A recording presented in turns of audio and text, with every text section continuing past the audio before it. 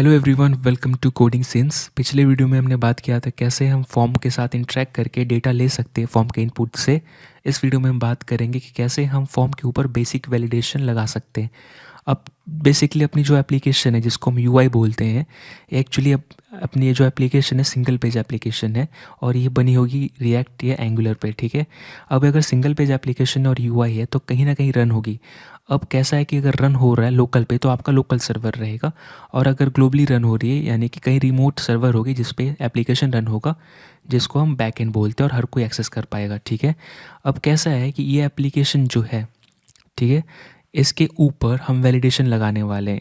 ठीक है, एग्जांपल जो भी इनपुट फील्ड है, लेकिन क्योंकि ये एप्लीकेशन क्लाइंट साइड है, ठीक है, यानी यूज़र के ब्राउज़र में अवेलेबल होती है, तो क्लाइंट को अगर जावास्क्रिप्ट आता है तो वो इसके वैलिडेशन के साथ छेड़छाड़ कर सकते हैं। ठीक है, इसलिए हमें बेसिकली रिकमेंड किया जाता है कि जो वैलिडेशन है इसको शिफ्ट करना चाहिए बैकएंड में। ठीक है, बैकएंड को भी वैलिडेशन परफॉर्म करनी चाहिए क्योंकि ये मैंडेटरी पार्ट है।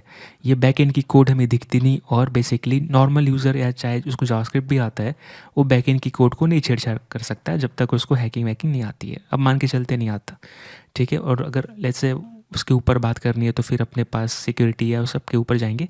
लेकिन अभी हम सिर्फ इतना मानते हैं कि वैलिडेशन परफॉर्म करना जो है बेसिकली फ्रंट एंड में अगर आप करते हैं तो ये बेसिकली यूज़र एक्सपीरियंस को इन्हांस करता है। ठीक है, ये यूज़र के लिए सही है, लेकिन ये ऐसा नहीं कि 100% सेफ़ है। इसीलिए हमें जो वैलिडेशन लगानी होती है फ्रंट एंड के साथ साथ बैक एंड में भी लगानी होती है। फ्रंट एंड हम लगाते हैं ओनली यूज़र एक्सपीरियंस इन्हेंस करने के लिए, ताकि यूज़र को पता चले कि अच्छा इन्होंने गलती किया है और यहाँ पे हम रिकरेक्ट कर सकते हैं या फिर यूज़र रिकरेक्ट कर सकते हैं। और ऐसा नहीं कि यूज़र इस वैलिडेशन को सरपास नहीं कर सकता, बिल्कुल, क्योंकि एट द एंड ये जावास्क्रिप्ट है और जावास्क्रिप्ट को चेंज किया जा सकता है क्योंकि ये आपके मशीन पे रन होती है, राइट। तो हम सीधा क्लाइंट को दे देते हैं कि ये लो मेरा एप्लीकेशन रन करो, है ना। लेकिन बैक एंड कोड हम हमेशा पीछे रखते हैं, इसलिए हम बैक बोलते हैं, वो हिडन होती है। तो इसीलिए बैक एंड में वैलिडेशन लगाना ज़रूरी है।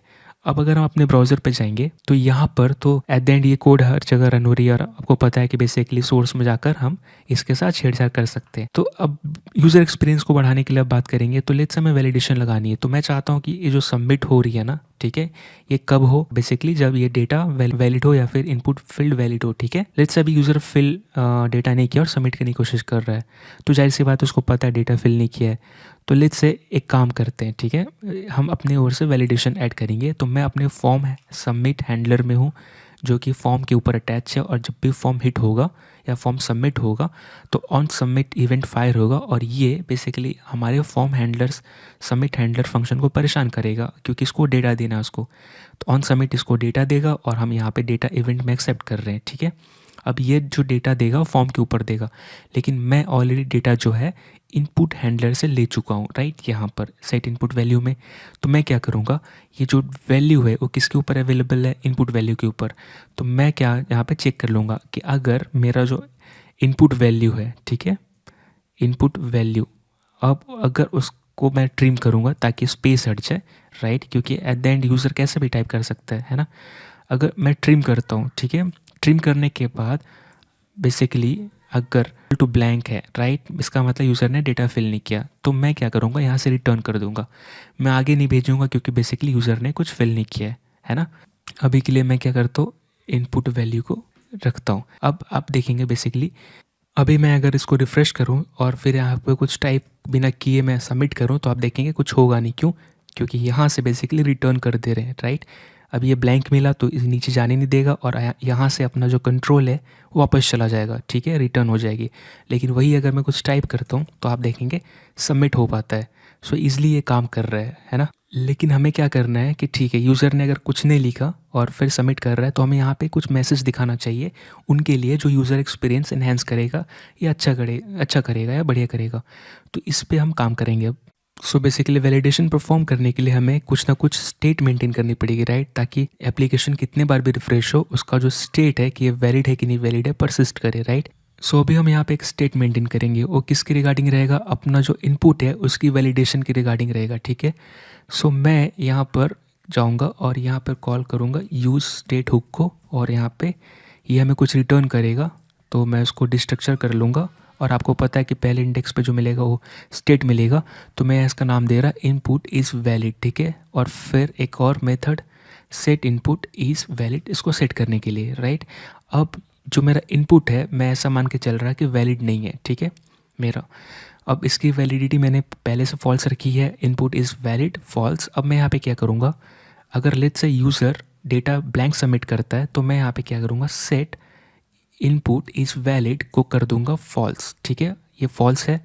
और लेट्स से डेटा सबमिट करते वक्त एंट्री वैल्यू एंटर करता है तो मैं सेट इनपुट इज़ वैलिड को ट्रू कर दूंगा, क्योंकि अब मेरा इनपुट वैलिड है तो इसकी वैलिडिटी मैंने ट्रू कर दी।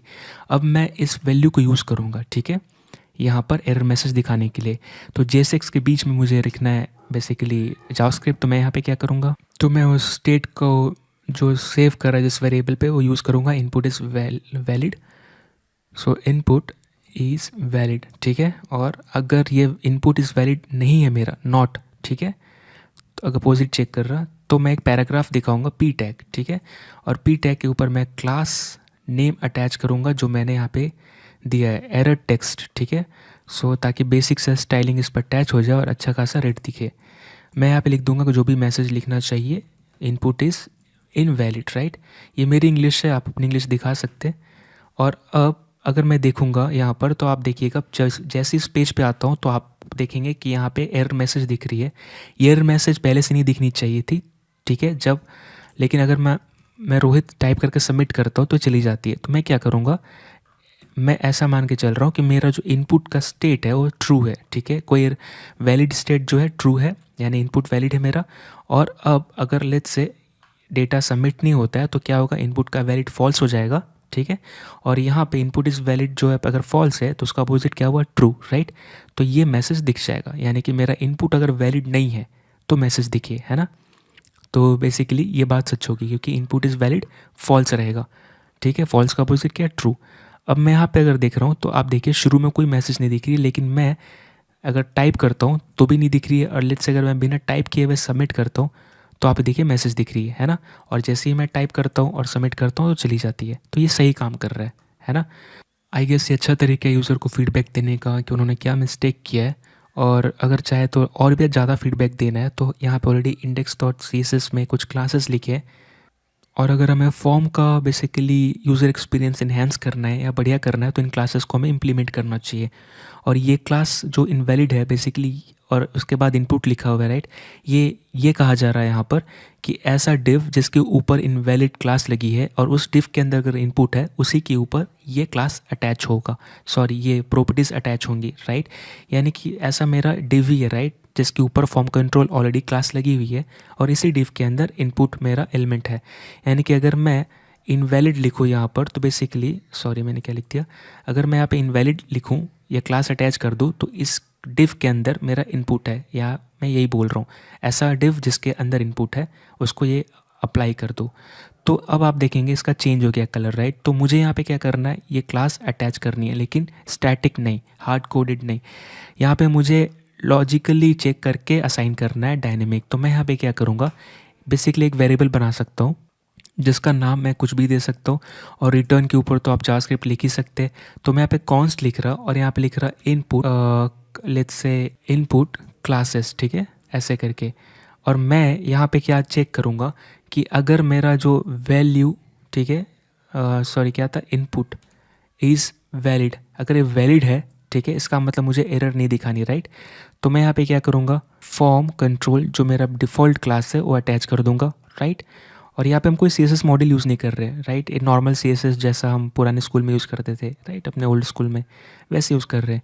नहीं तो मैं यहाँ पे क्या करूँगा, लेट्स से अगर इनवैलिड नहीं है यानी ये एल्स केस रन होगा, यहाँ पे मैं फॉर्म कंट्रोल के साथ इनवैलिड क्लास लगाना चाहता हूँ, ठीक है, ताकि मेरा इनपुट टारगेट हो, क्योंकि ऑलरेडी इनपुट इसी डिव के अंदर है। अब मैं इनपुट क्लास यहाँ पे डायनेमिकली इंजेक्ट करूँगा या फिर असाइन करूँगा, बाइंड करूँगा, आप जो बोलना चाहे। मेरी अंग्रेजी के हिसाब से मैं यहाँ पे बाइंड करूँगा, बोलूँगा। सो इनपुट क्लासेस मैं यहाँ पे लिख दिया, राइट। यहाँ पे इनपुट क्लासेस सही हो, हाँ सही है। अब अगर मैं देखूँ तो रिफ़्रेश करने के बाद कोई एरर नहीं है। अगर मैं सबमिट करता हूँ तो आप ये देखिए एरर मैसेज के साथ साथ बॉर्डर और इसका रूप रंग चेंज हो जाता है, राइट। सो ये काम कर रहा है अगर मैं यहाँ पे इनवैलिड रखूँ तो इस तरह आप बेसिकली यूज़र एक्सपीरियंस और भी बढ़ा सकते हैं एग्जिस्टिंग क्लासेस यूज़ करके, या फिर आप खुद ऐड करना चाहें तो। अब बेसिकली ये बढ़िया दिख रहा है, लेकिन ये अप्रोच का भी एक डाउन साइड है जिसको हम अगले वीडियो में बात करेंगे कि इसका मतलब क्या, ये क्या चीज़ बर्बाद कर रहा है या फिर इसकी क्या, इससे क्या परेशानी है एक चीज़, राइट। तो मिलते हैं अगली वीडियो में। Thank you so much.